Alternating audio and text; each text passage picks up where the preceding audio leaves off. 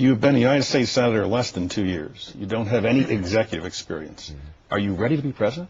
Well, I'm not sure anybody is ready to be president before they're president. Ultimately, I trust the judgment of the American people that in any election they sort it through. And that's, we have a long and rigorous process, and should I decide to run, if I ever did decide to run, I'm confident that I'd be run through the paces pretty good, including on Meet the Press. Well, 9 months ago, you were on this program, and I asked you about running for president. And let's watch and come back and talk about it. When we talked back in November of 2004, after your election, I said there's been enormous speculation about your political future. Will you serve your full 6-year term as United States Senator from Illinois? Obama, absolutely. I will serve out my full 6-year term. Tim, if you get asked enough, sooner or later you get weary, and you start looking for new ways of saying things. But my thinking has not changed. But so you will not run for president or vice president in 2008? I will not. You will not. Well, that is how I was thinking at that time, and I don't want to be coy about this, given the responses that I've been getting over the last several months.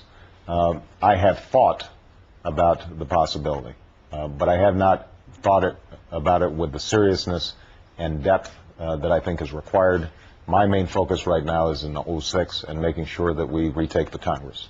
After November 7th, I'll sit down and consider it. And if at some point I change my mind, I will make a public announcement, and everybody will be able to go at me. But it's fair to say you're thinking about running for president in 2008. It's fair. You talk about visiting the White House and how the president was very gracious, meeting the members of the Congress, and made a presentation. And then in the middle of the presentation, this is how you write about it. The president's eyes became fixed. His voice took on the agitated, rapid tone of someone neither accustomed to nor welcoming interruption. His easy affability was replaced by a almost messianic certainty. Messianic certainty. Those are strong words. Well, I think the president is a complicated person. As I say in the book, I think he is a decent person, and I like him personally. I think that the president has come to approach the problems we face in very ideological, absolutist terms. And I think that's, to a large degree, characterized how the Republicans who've been controlling Congress have operated over the last several years. And I think that has been a mistake. I think that the American people are historically a non-ideological people. I think when we operate on the basis of common sense and pragmatism, we end up with better outcomes. And I think that part of the reason that the Republican Party has been doing poorly in this election is because people have said, when we look at issues like health care or education or Social Security or foreign policy, it seems as if the president has only one narrow approach and is not taking in the advice and dissenting views that might make for better proposals. And that is something that, I think anybody who's in power for a while can fall victim to. I think this administration has been particularly victimized by that problem. But when you say messianic certainty, you're suggesting that it's almost as if he believes God wills it. Well, I don't presume to know what is in the president's heart. I think that one of the president's strengths from a political perspective is that certainty.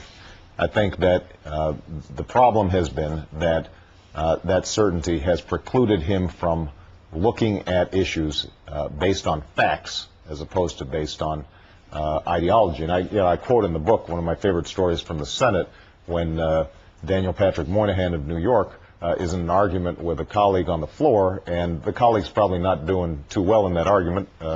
Pat Moynihan was a pretty smart guy, and at some point the other senator gets frustrated and says, well, you know what, Pat, you're just entitled to your own opinion, and I'm entitled to mine.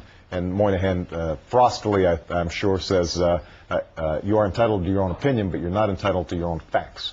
And I think this administration has not always understood that distinction. And that's part of the reason why we've had problems in Iraq, and that's part of the reason why we've had problems with our budget. there has been an unwillingness to look squarely at the facts in making decisions. You write about the Democratic Party in your book, and this is part of it. We Democrats are just, well, confused. Mainly, though, the Democratic Party has become the party of reaction. In reaction to a war that is ill-conceived, we appear suspicious of all military action. What are you saying? Well, I think that after 9/11, all of us rallied around the president. It was an enormous shock to the system, and we were rooting for this administration to execute a national security plan that would make sense. That put Democrats, I think, on the defensive because they didn't want to appear to be challenging a wartime president. And that is what I'm writing about, that sense that we can't challenge and come up with our own national security plan. What I've seen in this election, and I think part of the reason the Democrats are doing well all across the country, is that free pass is, I think, over. And you've seen Democrats emboldened and have a sense that we cannot continue on the path that we're on now. And so as a consequence, you're seeing, I think, much more straightforward, much more aggressive questioning of the administration and hopefully an exploration by the Democrats of how we can actually improve the situation. You write in your book this: I also think my party can be smug, detached, and dogmatic at times. I believe in the free market, competition, entrepreneurship, and I think no small number of government programs don't work as advertised. Which programs? Well, I think that if you look at how our healthcare system is structured right now, I'm a big supporter of Medicaid and Medicare, but I think that there's no doubt that we could squeeze more efficiencies out of those systems. A simple example: we don't use electronic billing for Medicare and Medicaid providers. Now, there's no other business on earth that still has people filling out paper forms to get reimbursed, especially for a system that large. We could drastically reduce the costs of those systems. So overall, when you look at the federal budget, one of the problems that I've discovered during the time that I've been in Washington is we don't seem to have any mechanism where we look at the entire budget and we make priorities. It is a piecemeal, haphazard process. And part of what I'd like to see is some more discipline and structure to how our budget process proceeds. Part of the reason why I worked, for example, with Republican Tom Coburn. Recently, a bill was signed by the president that we had passed that would call for all federal spending to be on a searchable internet database. That's part of the reason why one of the provisions that I included in a recent appropriations bill called for the end to no bid contracts when it came to Katrina reconstruction. There are a number of steps where we could obtain significant savings, and that money could be applied to programs that do work. And one of the things that I've always said is that if you're progressive, you have at least as much of a stake, if not more, in efficient government as fiscal conservatives, because money wasted on things that we don't need is money that we could have put into programs that do help the American people. Let me start with Iraq, because you write about it in your book and you've been talking about it on the campaign a little bit. This is what you told New Yorker magazine. There's an old saying in politics: when your opponent's in trouble, just get out of the way. In political terms, I don't think the Democrats are obligated to solve Iraq for the administration.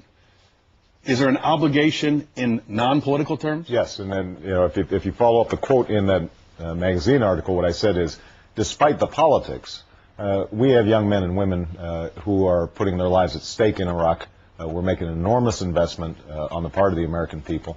And so we do have an obligation to step up. And so what I've been saying of late on the campaign trail is that given the rapidly deteriorating situation down there, it is incumbent upon all the leadership in Washington to execute a serious change of course in Iraq. And I think that involves the beginnings of a phased withdrawal that would put more of the onus on the Iraqi government and the Iraqi people to make a decision about what kind of Iraq they want, and also to engage the regional powers, whether it's Saudi Arabia, Iran, and Syria, to say, you can't sit on the sidelines, you have a stake in a stabilized Iraq.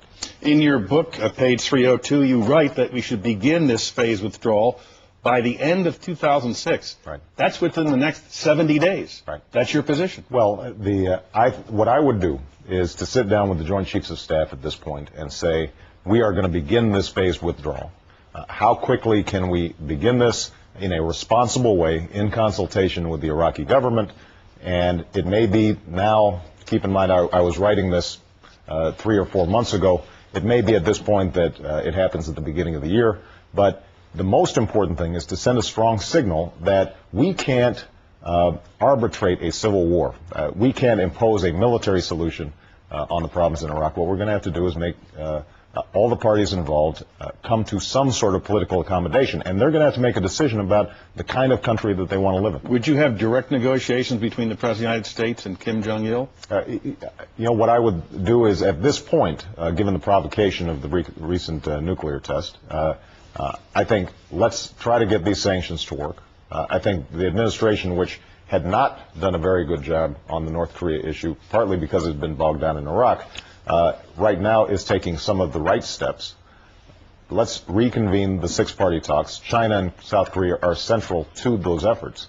But I think that in time, it would make sense for us to initiate some bilateral conversations in parallel with the six-party talks, partly because it would strengthen, I think, the commitment of China and South Korea to really put some pressure on North Korea.